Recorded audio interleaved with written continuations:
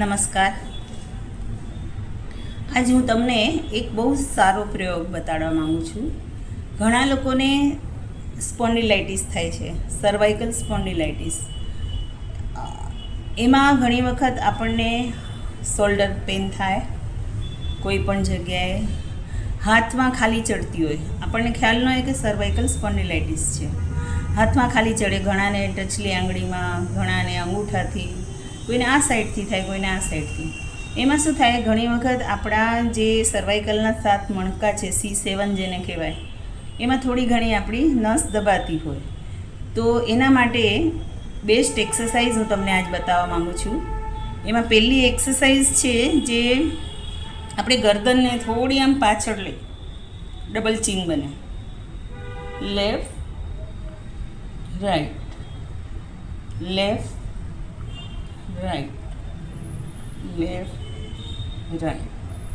આવી રીતે આપણે 5 વખત, કમસે કમ 5 વખત લેફ્ટ સાઈડ, 5 વખત રાઈટ સાઈડ, એવી રીતે આપણે 5 વખત જોવાનું છે. અને જેને વધારે પ્રોબ્લેમ છે, તમે 1 કલાકે પણ કરી શકો. જે લોકો કમ્પ્યુટર પર કામ કરે છે, સતત આમ સ્ટ્રેઇટ બેઠા રહે છે, એ લોકોને ઘણી વખત આ પ્રોબ્લેમ વધારે થાય છે. તો એ એક્સરસાઇઝ કરવાની છે. બીજું રોટેટ આમ કહીએ છીએ આપણે, હાથને આવી રીતે ઇન્ટરલોક કરવાના. જે હાથ ઉપર છે એ સાઈડથી આપણે આમ ફેરવવાના છે, પાછળ જઈને જરા ખેંચવાનું, બીજી સાઈડથી લઈ આવવાનું. તો 3 વખત એક સાઈડથી આમ ફેરવવાનું, 3 વખત. પછી બીજો હાથ ઉપર લેવાનો, આ બાજુથી લીધું, પાછળ જરાક મૂકવાનું.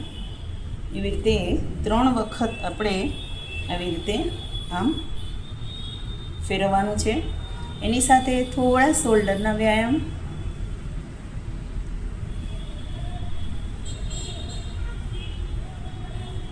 આ વ્યાયામ, સેકન્ડ વ્યાયામ, હાથની કોણી જોઈન્ટ કરો,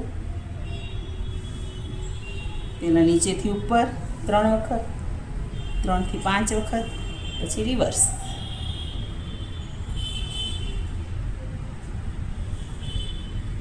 આ વ્યાયામ કર્યા, થોડુંક ફ્લાઇંગ આમ કર્યું,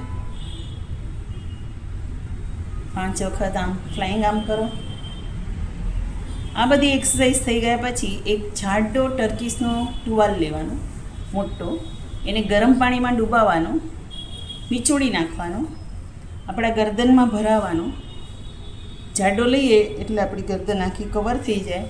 સાથે ગરમ પાણીમાં બોળેલો હોય એટલે ગરમ પાણીનો શેક આવે.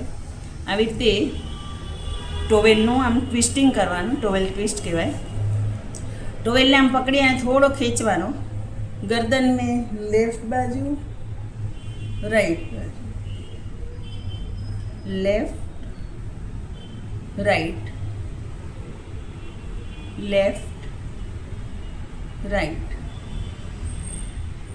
એવી રીતે 5 વખત બેઉ સાઈડ જુઓ. શરૂઆતમાં તમને પ્રોબ્લેમ વધારે હોય તો સવાર અને સાંજ 2 વાર કરો. જેવી રીતે થોડું અઠવાડિયા સુધી તમે એવી રીતે 2 ટાઈમ કરો. અને પછી તમે અઠવાડિયામાં 1 વખત, એવી રીતે 2 અઠવાડિયા તમે આ પ્રયોગ ચાલુ રાખો, એક્સરસાઇઝ ચાલુ રાખો, આ પ્રયોગ ચાલુ રાખો.